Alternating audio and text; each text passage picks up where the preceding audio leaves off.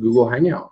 What we're going to do is step through the first week in the NBA, starting with our Tuesday night game on October 28th. First game was our Magic Pelicans game. As we all know, Anthony Davis and Omer Asik formed quite a duo. First game, 17 rebounds each. Anthony Davis with 9 blocks. Looking like a good start to their season. Chris, what did you think? Yeah, this kind of just really solidified that Anthony Davis is going to be a real MVP candidate this year. Obviously, it's all dependent on New Orleans' success. They're going to have to make the playoffs for him to even have a shot. Absolutely. MVP. Or at least get close to 50 wins. We know how tough the Western Conference I know is. LaMarcus finished 3rd last year. And his Blazers were the 6th seed, I believe. Sixth seed, yeah. So, I mean, they'll have to finish somewhere in that range. And if Anthony Davis is putting up like 26 and 10 rebounds and three blocks, like, absolutely. It's going to be hard to leave him out of that MVP discussion, if not being the MVP favorite.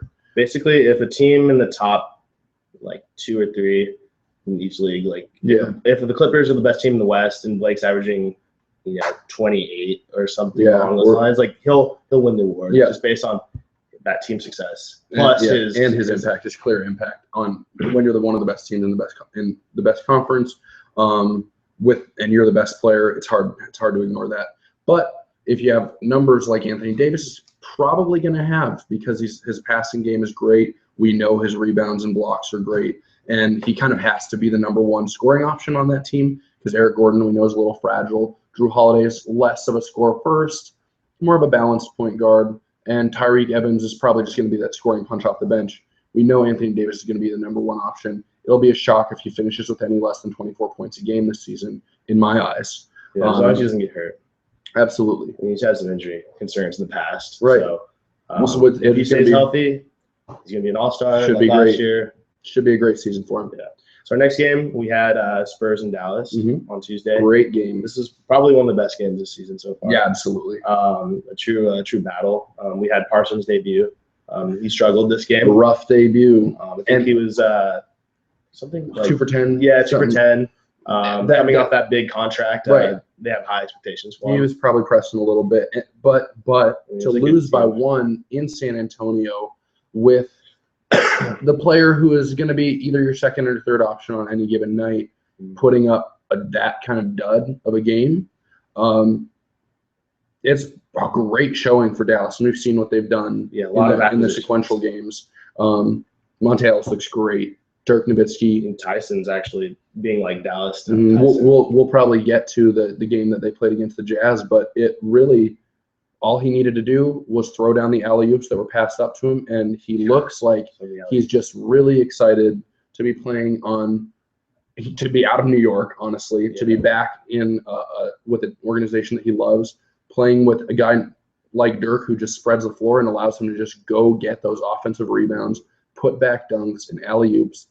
It's kind of interesting, too, because with Jameer there, it's kind of like when Jameer was with Dwight in Orlando. We would throw up those alley-oops. Yeah, almost identical. Almost identical. I mean, Jameer was an all-star point guard there. He got a lot of assists based off those alley-oops. Yeah. So, I mean, they're looking really, really good. And needless to say, the Spurs look really good. They were without Kawhi Leonard for this first game. In the second game against the Suns, he wasn't maybe up to full Kawhi Leonard potential. So they're shorthanded. Dallas was shorthanded as well, and hampered by Parsons' ineffectiveness. But it was a great game nonetheless, and might forecast a Western Conference playoff showdown, if not the Western Conference Finals. So it'll be fun to watch that within state battle going forward this season. So the last game on Tuesday was Houston and Los Angeles, the Lakers. Kobe Bryant's return. This was Kobe's return. He had 19 points in that game. So basically, the Lakers didn't look good at all. I mean, Houston came in there, did what Harden did his thing, 32 points. Yep. Drawn a ton of fouls. If you didn't watch that game, it was like every time they got into the lane, put his hands up, someone was drawing a foul. It was amazing. It basically showed the Lakers team is just not deep. Not deep. Doesn't play it. Just doesn't play enough. It looks like there's beyond Kobe. There's like only like 2 or 3 players that would actually get rotational minutes. Right. If Wesley Johnson's having a good night, then yes, he'll be good. You really don't want to play Bob Sacre too much, but the Lakers kind of have to do it as he's probably their backup big man, unless you want to count Ed Davis as such. But yeah, the Lakers aren't looking good. Rough season ahead. I don't know if they can get past like 35 wins. Like not without Julius Randle now. Yeah, that and Julius Randle got hurt in this game. Get better soon. Yeah, broken tibia, out for the season. Yeah, it's he would have had a lot of opportunity this season just because of the lack of depth. He would have had a realistic shot of probably averaging like 13. Rookie of the year potential. Of course, what we discussed earlier, Jabari is our favorite, but it would be hard on a team like the Lakers. It's going to get the national attention. If Julius Randle were to have stayed healthy, he would have gotten close to double-digit rebounds if he was getting solid minutes, and a bunch of putback dunks. And he plays with heart, and it's hard not to like a guy like that. He and Aaron Gordon would have probably had similar seasons, and Julius Randle probably would have been able to play an even larger role. But that's all for naught because he's going to be out for the season. So let's go to Wednesday's games now. The first one was Milwaukee and Charlotte. Yeah, this was the OT game. Right. Great game. If you didn't see this, great. I think it was the first OT game of the season. Yes. Milwaukee was playing tough. I mean, Charlotte is looking like a team that's going to stay in the playoffs, possibly move up, with the East kind of in a state of flux state. Yeah, flux state. This is Lance's first game. Didn't have a great game, but he did have one highlight, that emphatic dunk. Absolutely. The one-hander. Looked great. Ooh. Going right over the top. But the real story was Kemba Walker. We all know this. Of course, Big Al got his points. Looks great. If Marvin was there too. Marvin Williams. Stretch 4. If you don't watch Big Al Jefferson, watch him. His post moves are absolutely sublime. Fantastic. But as we said, this was a game about Kemba Walker, and he stepped up like he's done so many times. He had a shot at the end of regulation. That was cold-blooded. Right. Like UConn Kemba. Ran the full length of the floor, stepped right above the key, moving forward, almost finished his jump 2 feet inside the line. That's how fast he was moving, and just nailed the 3 to send it to overtime. Yeah, it was great. I'm expecting big things in Charlotte. Michael Jordan is all really excited after that one. As he should be. He finally got a good team, and he got the new logo and the new jerseys. And they look good. Those jerseys, that court, it looks good. It's a great rebrand. It's fun to have the Hornets back in the league. Yeah, it's great. We'll see what Kemba and Lance and Big Al and Marvin, what they can do. It's good to have the NBA back. We're also have the rookie too, Vonleh didn't get a whole lot of minutes, but could be a key cog. They have a good team. Yep. We'll see. Yep. So our next game was Indy and Philly. Of course, Philly's not trying to win any games this year. Really? Their over-under might be like 10 or 12 on Vegas. We'll see. What they get 19 last year? Something along those there, lines. Which is. It seems like a lot now. Like I don't even know how they won 19 games. Looking at their roster, they have a bunch of really skinny, really lanky guys. D-League. A lot of D-League guys who someone might get hot one night and they might win a game that way, but it's going to be tough. Nerlens Noel and Michael Carter-Williams and Tony Roten. The MCW's not even playing right now. Who knows where he's at? Shouldering a heavy load, and you got to worry about whether or not this is going to breed a culture of losing in them. Oh, the culture of losing is definitely it's a worry. There. It's a worry. It's definitely there. I haven't seen a team in the NBA like that truly tanked for consecutive years. No. I mean, you've seen teams tank for like the Spurs getting Tim Duncan. Right, the 1 year thing when David Robinson was out. Exactly. But this is something new to the NBA. Speaking of tanking though, their opponent on this night, the Indiana Pacers, might be a sleeper tank candidate. They'll probably, like, depending where they're at in the standings, they'll probably sell. Maybe a month and a half in, see where they're at. I mean, the East is traditionally weaker than the West, at least the past 2 or 3 years. Yeah. So, I mean, if they're not liking what they're seeing by the trade deadline, we could see them move veterans like Hibbert and David West. So, I mean, Hibbert and Hibbert had a good night tonight, and I think in this game for many regards, Indiana really just wants Roy Hibbert to step up and have a good season just as a trade piece, or to reaffirm that he is the big man that they need going forward with Paul George and potentially with their first-round draft pick from this year. It'll be an interesting season for them. So our next game, this was Boston and Brooklyn. This was Brooklyn. kind of a shock to a lot of people around the NBA. Yeah. Boston coming out firing, and Brooklyn looking slow, sluggish, not looking great. We had Rondo. He dished out 12 assists, I believe. Looked like the Rondo of old. Yeah. He looked. I think the best passer in the NBA, at least Here, Chris from a Paul. flashy perspective. That's undeniable. Yeah, he can find windows that probably aren't even there for normal point guards. Mm-hmm. He's some really crisp passes. Oh, they aren't there. The entire court. He can palm the ball. Yeah, that's important. Just so he can move his arms in ways that can really alter the way the ball can get into these lanes. If nothing else this year, watching Marcus Smart play as hard as he does night in and night out, watching Rajon Rondo's flash, Jared Sullinger's banging down low, and Kelly Olynyk jawing with Kevin Garnett in this game. Maybe a sign of respect from the old man. And then, of course, you got Jeff Green maybe going supernova 3 or 4 times this year. We've seen it happen in the past. Hopefully it continues. Yeah, we'll see what happens with the Boston team. I still think Rondo has the potential of getting traded. Absolutely. They drafted Marcus Smart.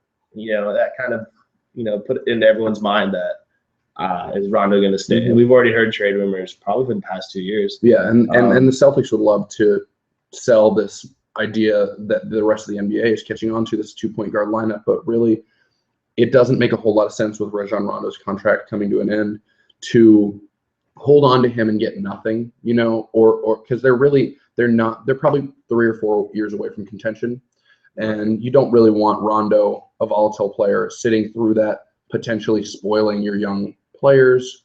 Though it's a little unfair because we don't know Rondo, but there is definitely a certain a vibe about him around the league that he's not exactly the best team player. But we'll see. It's up to Danny Ainge and the rest of the Celtics management to see what they're going to do.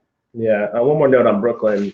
This is really, I think this is the last year that, they got all these veterans in here. Mm-hmm. We got KG. They got signed Darren Williams to Paul Pierce max contract. Yep. Paul Pierce is gone, but still they have Andrei Kirilenko. They have Teletovic. They have some good, and can't forget Joe Johnson. No, so great scorer. If you don't watch Joe Johnson, they have some veteran pieces that have been on winning teams, and I really think this is going to be the last year where we have all these guys together, because if they can't get it done, I don't think we're going to see this. Yeah, they're not going to have this core at all anymore. I've heard Darren Williams trade rumors over the offseason. With that contract, it's going to be hard to move, but if the Hawks were able to move Joe Johnson, so it's going to be possible that some team will take in the Darren Williams, especially with the rising cap. The rising cap is just going to inspire people to take flyers on these former and potential still superstars like a Darren Williams. Look out for Philly too to pick up like a KG. Some dead weight. They love to do things like that to make their team worse. So Brooklyn could be selling at the deadline. We'll see. Our next game, we had Miami and Washington.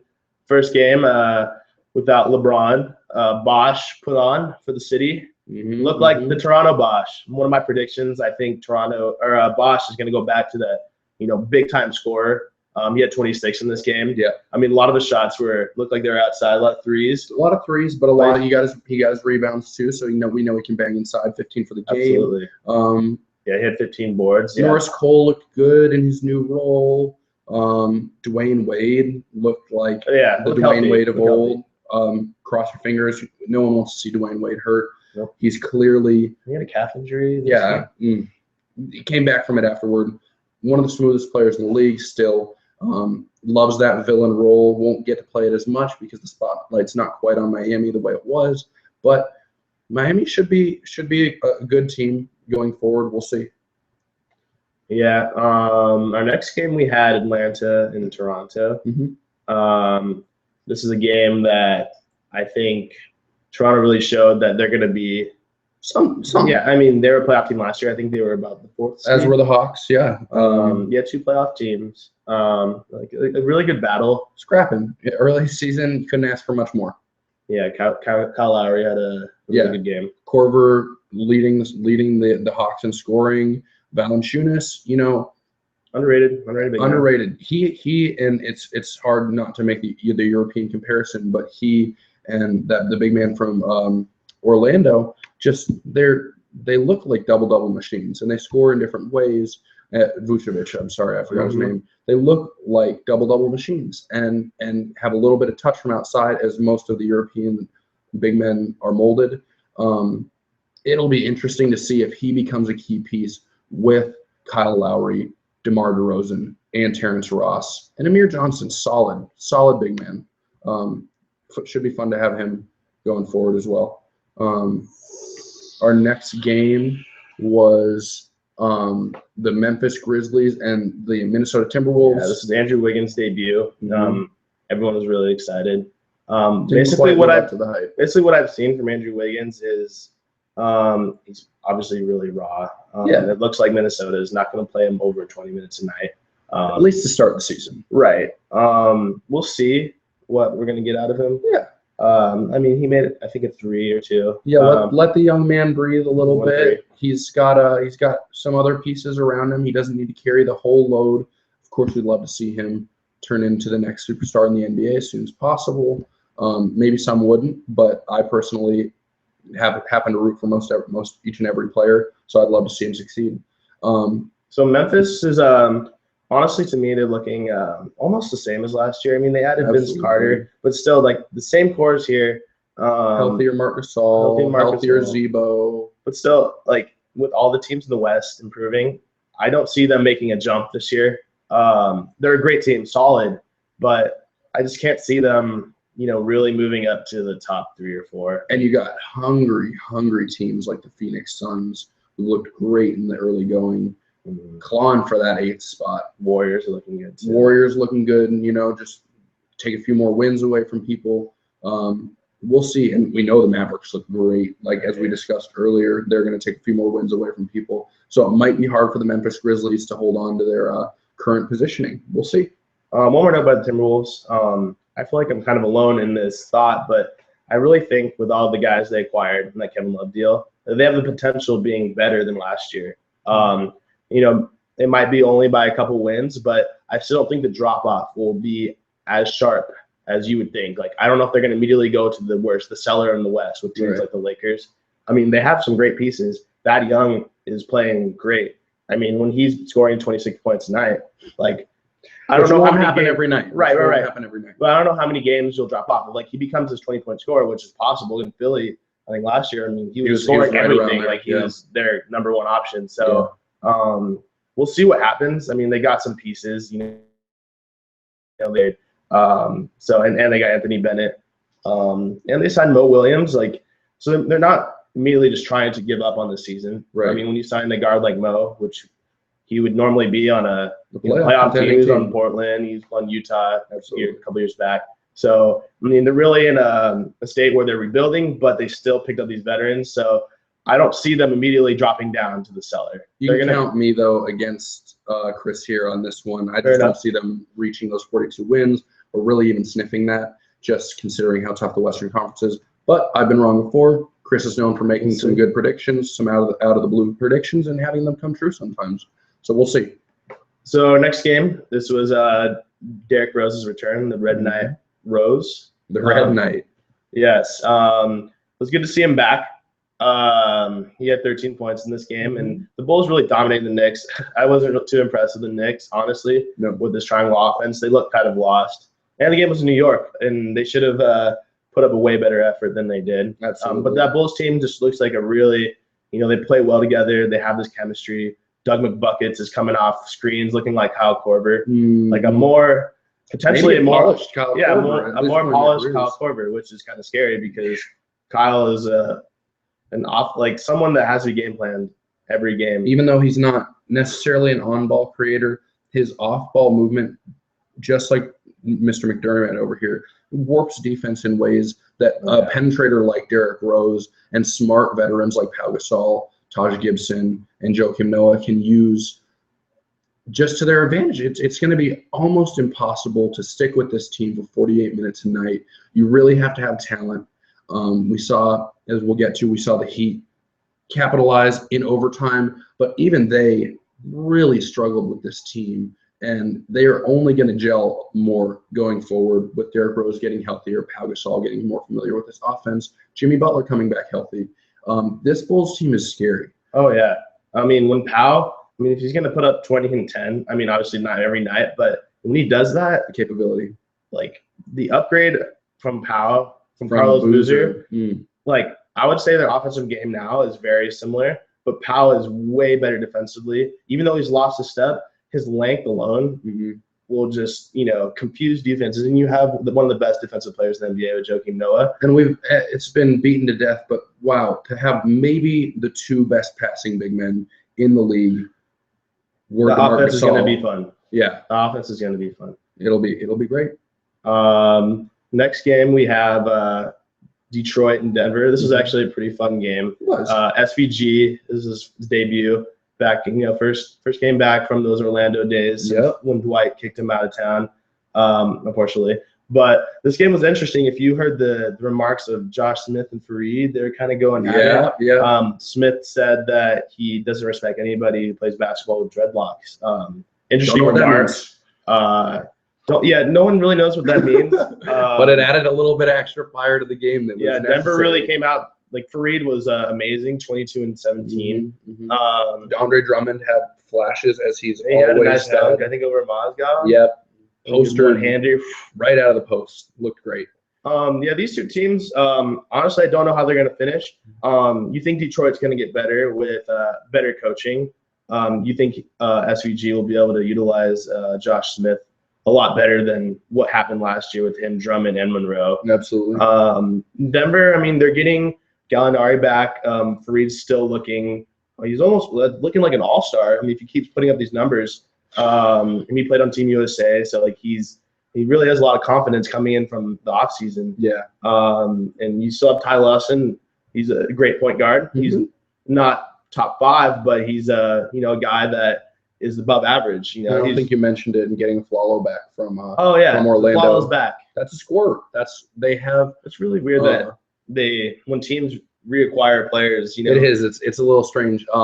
It's like, did we mess up, or did we just we're just gonna let you go? Is a great example. I love to bring up the Dragic example when Suns were just we'll trade you and a pick for Aaron Brooks. Yeah. And then sign you back 2 years later. Gave away a first rounder in that deal.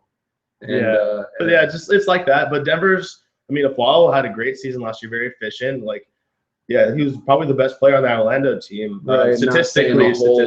Not saying a lot. He's a scorer. A great 3-point shooter.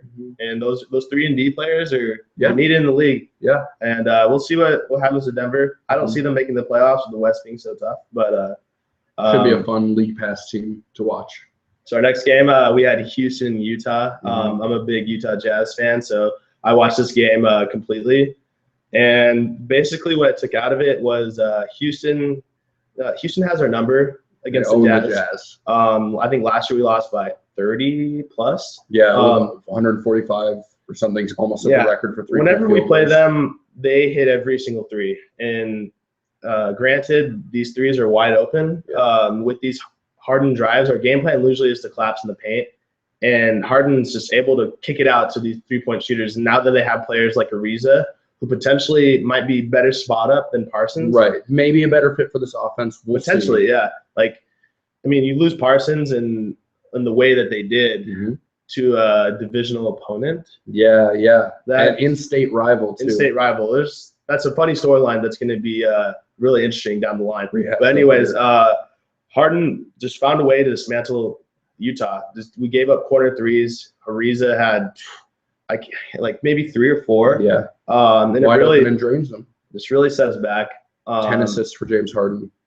Dwight Howard looking like a beast in the post. Yeah, so Houston look really good. Yeah. I think the drop off with Ariza might not be there. It might even eventually be an upgrade just this season. Right. Parsons obviously has more upside, Younger. but if Ariza plays like contract year Ariza, Houston's going to be back in the playoffs. Yeah, that's absolutely. for sure. And I'd watch out. I mean, if they play a team like the Thunder or like the Spurs, they have the potential to knock them off. So, we'll see what happens. On the Utah side, my boy Gordon Hayward didn't have too good of a game. He had the stats like 8 rebounds, 7 assists, but still he shot I think 3 of 10 from the floor. Yeah. So I'd like to see him really. He looked more assertive. The shots weren't falling. They just weren't falling. We hope that with the contract that he got, that he'll really lead the Jazz.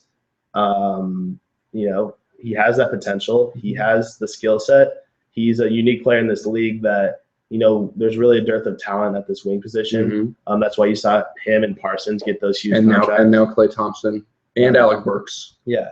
Little smaller. Those are more two guards, but still, these players are getting those contracts, and we just hope that they are able to fulfill, what this contract says of them. Bring a little bit of talent back to the wing position.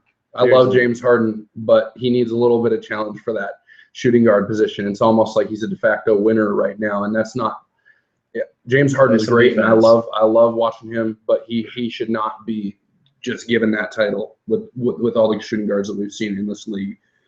So our next game, we had Phoenix and Los Angeles Lakers. Phoenix just came out. You actually went to this game. Yeah, I was at the game. The stadium was rocking. It really, the biggest takeaway that I took from this game was Isaiah Thomas is going to be a challenge for every single team in the NBA to deal with. Got 23 points on 9 of 11 shooting, and just looked like they couldn't keep pace with him. And that's not saying a whole lot, considering that the Lakers don't have any defensive presence. But to have a Goran Dragic and a Bledsoe start the game, and then to bring in with fresh legs a guy who averaged just as many points, assists, and rebounds and steals as Kyrie Irving did last year, is almost unfair. Now, their wing positions, as we've discussed just now, there's a dearth of talent in the league, leave a little bit to be desired. Gerald Green's a good scorer, doesn't play a whole lot of defense. PJ Tucker's a good defender, doesn't play a whole lot of offense. So we'll see how they do there this year. The Morris brothers look good. They do. And this team got an endorsement by Woj to Adrian Wojnarowski. He said this is a playoff team, and he didn't. There's no uncertainty in the way he said it or the way he tweeted it. So and they looked the part these first 2 games of the season. Defense looks awesome. Alex Len and Miles Plumlee look to be forming a formidable duo at the center position. We'll see if Alex Len can stay healthy, but he looks, from my eyes, like the real deal for these first 2 games of the season, being that in the follow-up game he played the Spurs, and we'll get to that in a little bit, and really looked even better than he did against these Lakers. So it'll be fun to watch. It'll be fun to watch the Suns going forward. We already discussed the Lakers a little bit previously. Kobe Bryant took almost 30 shots this game, ended up with about 32 points, I believe. And just really in this, he got Eric Bledsoe ejected with just how reckless and angry he was playing. It was almost the same play as what happened with Houston the night before, and when he got over Dwight, and Dwight gave him one of these, and it really set off everyone. Eric Bledsoe had gotten a technical foul earlier in the game because he was jawing with Kobe about how he needed to cool it a little bit. And Eric Bledsoe doesn't say that to many people, considering how pesky he is defensively. He understands that the game needs to be played in a physical manner, but he clearly took exception to the way Kobe was playing the game. Kobe was just frustrated. Yeah. Hopefully, I don't want him to get hurt. And if he keeps doing everything for the Lakers, there's no question that he's going to end up at least banged up. Honestly, they need to, I think, monitor his minutes. I don't know what the real point. Obviously, he wants to come out there and prove to everyone that he's back completely. But, I mean, if he gets hurt again, the Lakers, I don't know where they stand. Obviously, I think they want to make one more run with Kobe. In some manner, it's not going to happen this year. But, you want Kobe to go out at least with some kind of run at the playoffs. Before he calls it quits. Yeah. So hopefully this Lakers team turns it around. Not this season, but they really need to watch out and make sure Kobe doesn't get hurt. Battle of Northern California is our next game. Yeah, so Steve Kerr's debut. We had Golden State versus Sacramento Kings. Mm-hmm. The Kings did not look good in this game. Looked like Cousins was their entire offense. Reaching too. Yeah, and I don't think that's just like the Kings of last year. And you won't win a lot of games if you have one guy just he's putting up really good stats, but it's not going to help your other teammates win. And the Kings will just be back in the lottery. That Darren Collison move away from Isaiah Thomas, especially considering. Yeah, we'll see if that will increase or decrease the win total. I just can't get behind that from it. Obviously, it was a cheaper contract, but only by about $1 million per year, considering that Bledsoe got a 4-year, $27 million contract, which looked like a steal at the time, and now looks even more of a steal. But we'll come back to that in a little bit. Yes, Curry, had a great game. He's looking. I think he'll probably average in the mid-20s this year. Mid-high 20s. Yeah. He has a chance to go for 30 a game this season. We'll see. They have a very balanced team. So they do. Iggy off the bench now quite makes an interesting dynamic. I think it's a good spot for him. It's good for Harrison Barnes too to get some confidence. I think I don't think he probably ever came off the bench in his career before that. I mean, he's been a star player coming up through high school and college, and that's just a big adjustment for somebody because the mentality coming off the bench initially might be like, oh, I'm not the top 5 best player on this team. I'm not doing well. But hopefully Harrison will get this and get a lot of confidence back because really that year before in the playoffs he was really looking good. I think they were playing the Spurs that series, and he was really looking like he was about to break out and be a dominant player. Hopefully we can turn to that. I mean, he's been in a lot of trade rumors, which is really hard for young players. We saw Derek Favors in New Jersey. If your name's always circulating in the press and you never, you just got in the NBA and you've never really gone through that, that can really affect you. And to have a Draymond Green sitting there really kind of showing you up as far as what you want your wing backup big to be. It is tough for Harrison Barnes. We'll see how he functions. So then our last game that night was Portland OKC. OKC did not look good. Westbrook looked great. Westbrook looked great, but that was it. That was their offense. That was their defense, and Portland really capitalized on it. Damian Lillard got shut down by Westbrook. It happens. Westbrook. I can't imagine playing against him. Freak. Just imagine Pat Beverly, but freak, like a little taller, 6'3", 6'4", and you got to play defense on him at the other end. And I mean that's exhausting. Like if Dame had to guard Westbrook, he's going to be exhausted. Absolutely. Probably the most energetic, high energy point guard that we have in our league, and maybe one of the most athletic players that's ever come into the league. Oh yeah. And that's why OKC drafted him, and that's why he's good. He uses athleticism to his advantage. Some players have the athleticism, like a Gerald Green early in his career, but couldn't really find it. Couldn't really use it to his advantage. Right. But this guy has come into the league and just used athleticism, and it shows.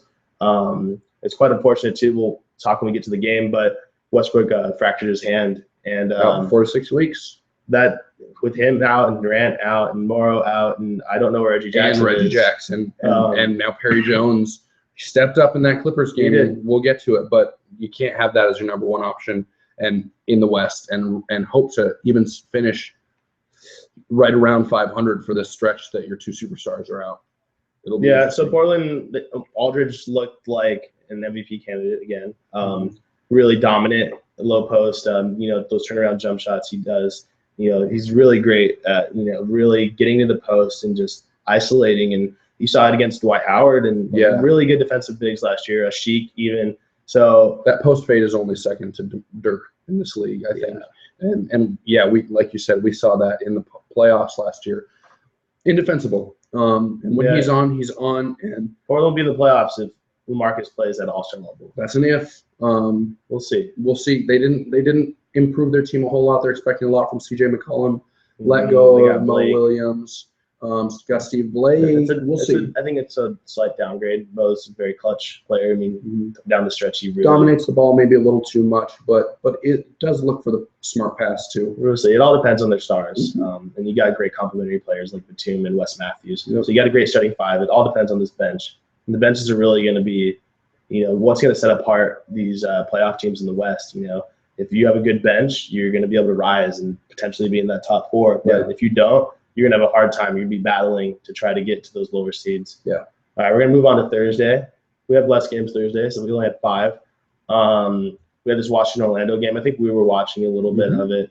It looks like John Wall, he really asserted his will. Yeah, he's a number 1 option, a legitimate number 1 option. If last year didn't prove it to you, I think he's on a mission to prove it while Brad Beal's out for this first couple weeks of the season. Looked great. Elfrid Payton, the rookie for Orlando, he had a tough guard, John Wall, and I think that's why you saw John Wall really explode for 30 points.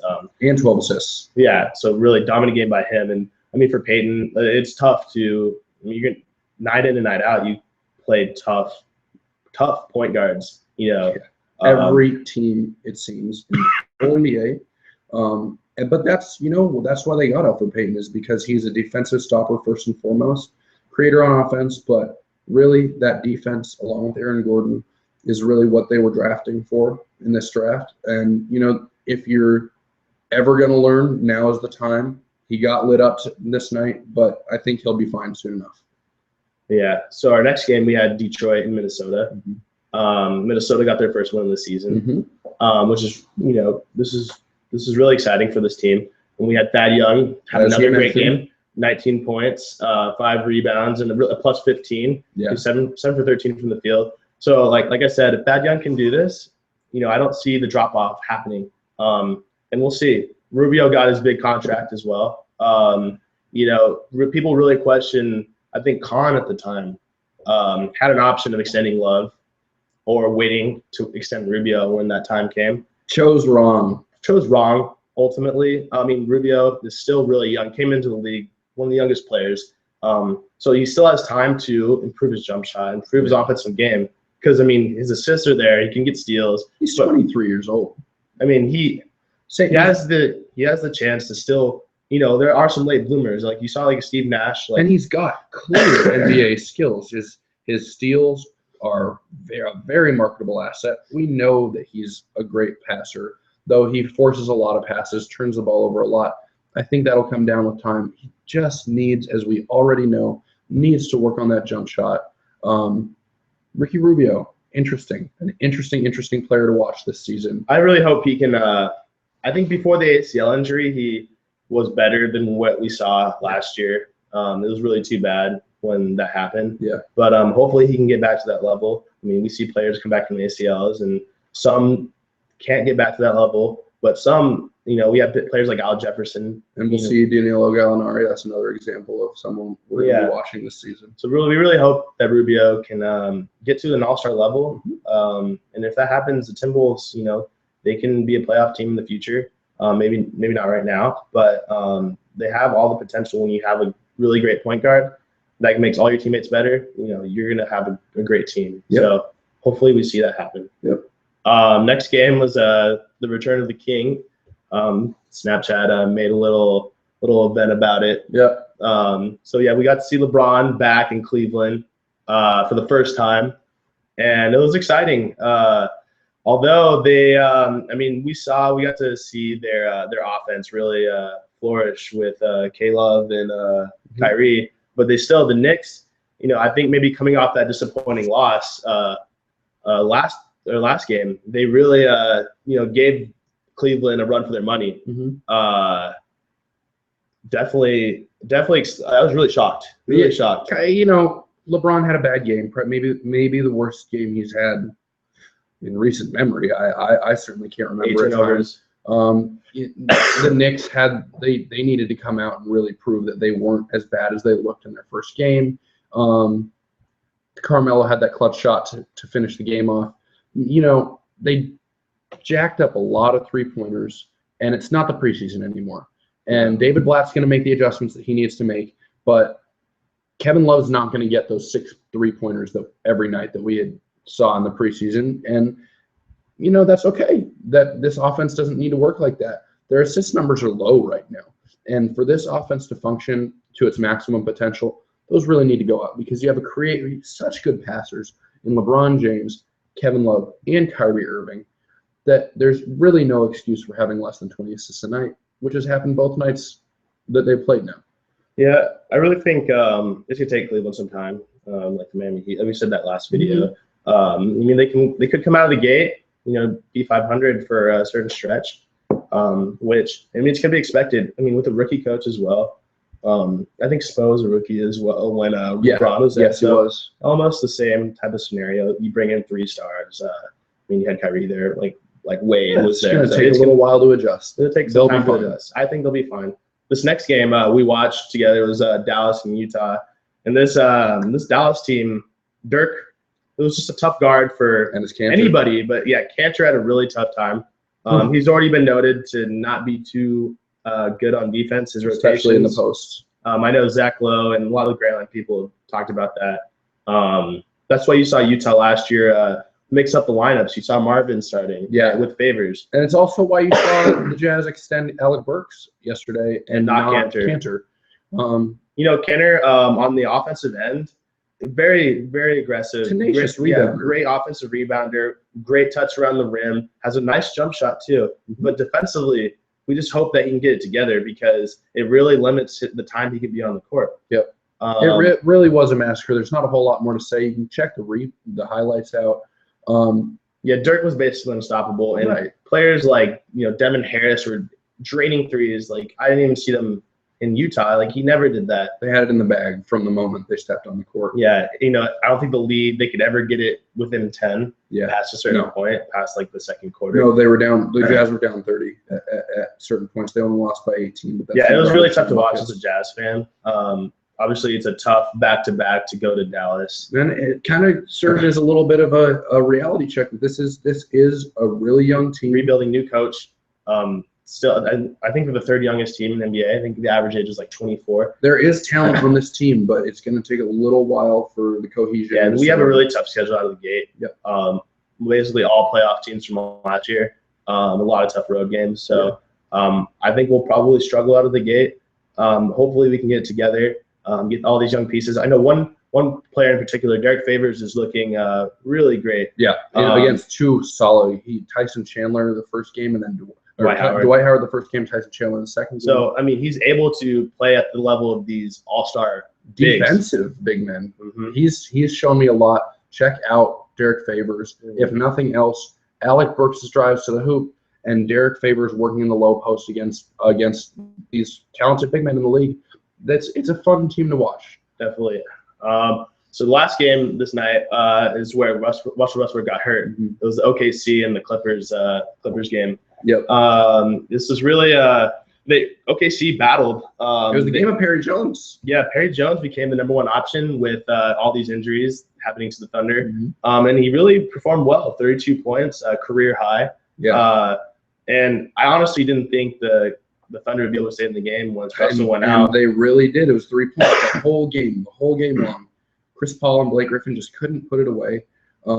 Blake had 23 points, but man, it was not a great showing for the Clippers. You need to, when the best player on the opposing team is Perry Jones, you need to make a statement and put that team away. And they did not do that. And these first 2 games for the Clippers have not looked that great. Blake Griffin has looked good, not amazing, even though his numbers would tell you otherwise.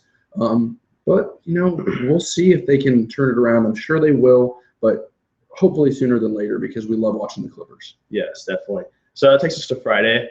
We had, looks like 6 games here. The first game, I think you're watching a little bit of it, Memphis versus Indy. Yeah. And this is a game, I think, that will show that, the Pacers aren't as good as last year. No, of course. We know obviously not, with losing Paul George. And Lance Stevenson. Yeah, 2 creators on offense. They're only creators on offense.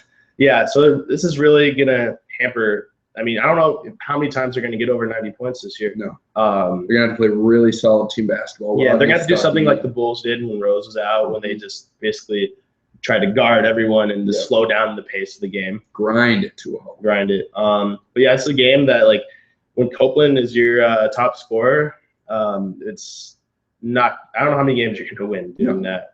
They're going to have a tough time getting back in the playoffs. Hibbert is going to have to play at the all-star level. West is going to have to do the same. So this is going to be tough for the Pacers, and Memphis really took advantage. And looks like Zebo had a 22-13 game. Yep, looking once again still dominant. Yep, we know he's terrifying. That's what he is. He's terrifying for big men down there. He doesn't know how to jump. Never has, Doesn't need to. and doesn't need to, and that's scary for opposing big men who have their whole game predicated on athleticism and are getting schooled by an old man who can't jump. So good game for Zebo. I will commend the Pacers for staying within 8. They looked good for most of that game. It's just going to be a tough season. So our next game was the marquee game of the night. And it lived up to the billing. Cleveland Cavs versus the Chicago Bulls. Our first overtime game of the season? No, we had the Milwaukee. You're right. Against Charlotte. Charlotte.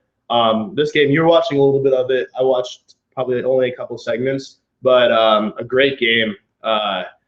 Finally, Cleveland, coming off that loss, they were going to come out and show they had to. And I can't think of a better team to be on the road than the Chicago Bulls.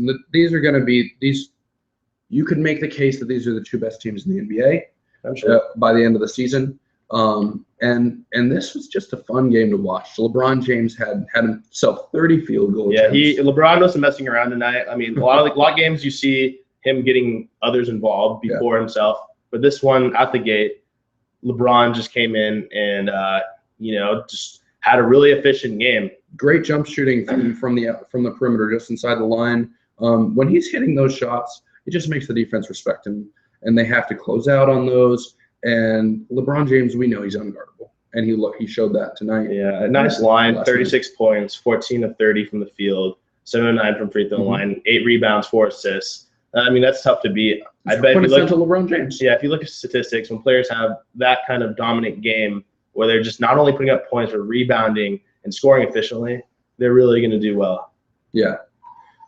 All right. So our next game of the night was our Milwaukee Bucks versus the 76ers. Not a whole lot to say about these 2 teams. Sixers continue to lose. There's no surprise there. When Hollis Thompson's your number 1 scorer for this particular game, it's just, again, you're not going to win a lot of games. The Bucks, you actually saw an OJ Mayo sighting.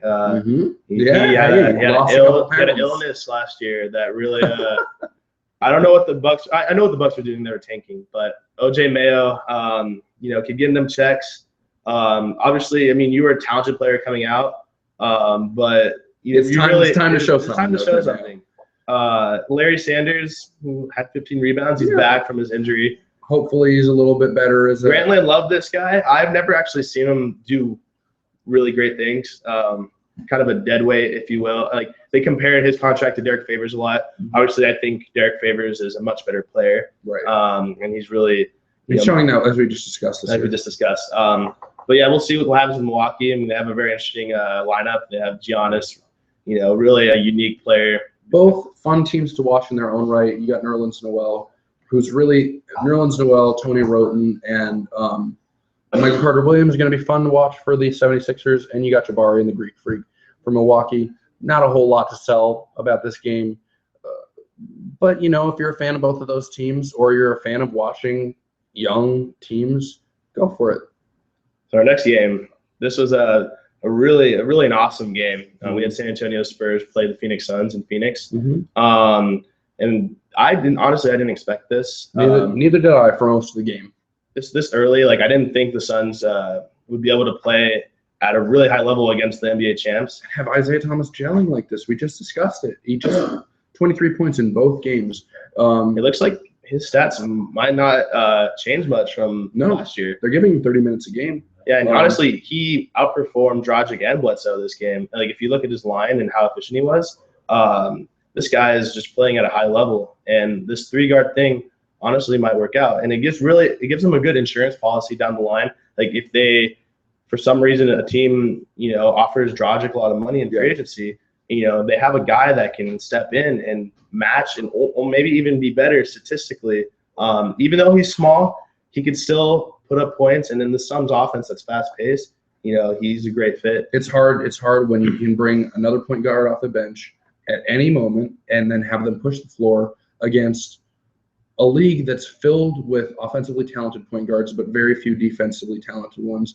Then you get Eric Bledsoe, who's maybe the most elite defensive point guard in the league at this point, and Goran Dragic is solid, and then you can hide Isaiah Thomas on defense. They should be a really good team to watch this season.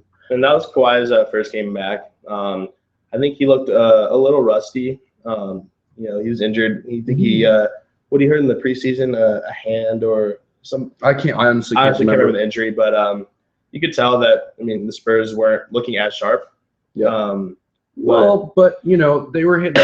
If you watch the game, there's a condensed version on NBA.com. They really were. Every time the Suns would get close toward the end of that game, the Spurs would hit a three. Marco Bellinelli specifically would continue to hit catch and shoot, and Austin Daye and Danny Green would continue to hit catch and shoot jumpers. But Isaiah Thomas and Eric Bledsoe pushed this team into a victory at the end and forced a really, really uncharacteristic 5-second inbound violation from Boris Diaw on a team that doesn't make mistakes like that. So just looking at Kawhi's line, he's over 5 from the field with only 6 points. Needs a little bit of time to get back into the swing of things. Yeah, I think he'll be fine. I don't know if you guys heard the contract negotiations that they tried to basically lock down Kawhi before he hit restricted free agency. Absolutely. But it looks like it's not going to happen. So the getting a little bit testy, and restricted free agency might come to a little bit of a head this offseason, both from the actual contracts that are going to be signed and from a CBA perspective, because players are really, really annoyed with restricted free agency. Another blogger, Hardwood Paroxysm, has been tweeting a lot about this, about his disdain for restricted free agency. It'll be interesting to see if this process holds up. It's theoretically a really good thing for small market teams who have the ability to match offers that the big clubs can make, and essentially it really protects the small market teams. Right. They can keep their players for 8 to 10 years as a result of restricted free agency. And if you're the Cleveland Cavaliers and with Kyrie Irving before getting LeBron James, you really want the ability to lock these guys up long term. Mm-hmm. The Suns, though they didn't end up matching any offer sheets, did kind of use the process to keep Eric Bledsoe from getting a max, thereby saving a little bit of money for the future. We'll see how restricted free agency progresses. So our next game was the Portland Trailblazers and the Sacramento Kings. Mm-hmm. This will be known as the 40-point game. First 40-point game of the season. Rudy Gay looking efficient. If you look at his line, 13 from 19 from the field, 11 for 13 from the line, 8 rebounds, 40 points total. Quite a game. Quite a game. This is why they got Rudy Gay. It really shocked me last year. They were sub 500 team, and they made a move for Rudy Gay, and I didn't know what they were doing, because I couldn't tell if they were tanking or what. But I think the Kings are really tired of being really bad for a good amount of time. I can't remember the last time they were in the playoffs. Probably with Chris Webber. Yeah, that 2001 team is the last time the Kings really had anything to cheer about. So yeah, hopefully this win will really move them forward. Yeah. Looking at other players on their team, they had Ben McLemore, still only 7 points in 31 minutes. We'll see if he really ever. It's a little too early to write somebody off, but just looking at how the rest of that draft class is panning out and the lack of talent, it's and then having Ben McLemore fall as far as he did in the draft, it doesn't really bode well for his future or what scouts thought of him or the playing time that he might get, especially with a Nick Stauskas on the team now cutting into his minutes, and Rudy Gay probably cutting into minutes if he's continuing to put up these numbers. Right. Looking on the Portland side, we look at Dame Lillard so far this year. It's only been 2 games, but he hasn't shot well from the field. No. I think he's shooting somewhere around 36%, which is that's not Dame Lillard. We see him normally around that 44% range. 40% from 3-point, or around 90% like, from the line. Yeah, those are 2 key statistics, which makes Dame Lillard. Yeah. Also, you bring in the clutch shots. Like, I think he had 6 or 7 game winners last year. He and Trey Burke were the guys who filled it up in crunch time. Wes Matthews, that's another solid piece. But they just didn't have it tonight. Yeah, this Portland team, just again, their bench is weak. I wrote in my bold predictions article that when Chris Kaman highlights your offseason's moves, like you're not doing a whole lot. Not doing a lot, we'd like to see them, get another key player, like someone that you can really call a six man. Obviously, they drafted McCollum in the lottery a year ago, and we're hoping that he's the guy. At Lehigh, he was pretty amazing, beat Duke. But this Portland team, it's going to come down to their bench. And looking at their bench, just looking a little weak right now. Joel Freeland's getting minutes. That's his little something. Yeah, it might have been because of a blowout, honestly. It was about a 9-point game. But, they need to really make a move. I hopefully look for them to make a move at the trade deadline. Yeah. See if they can get back to the playoffs. Like, they might need that extra move to honestly get them past the hump. Yep. In the last game, we had the Los Angeles battle. And honestly, the Lakers played a really close game. Yep. Looked good, Jordan Hill, Carlos Boozer. Jalen finally had a great game. Mm-hmm.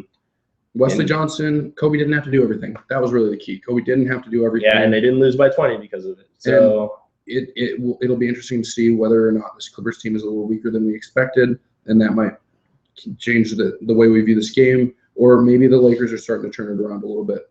We'll see. It was a Griffin had fun game to a watch. 39-point game. A lot of people have labeled him an MVP candidate.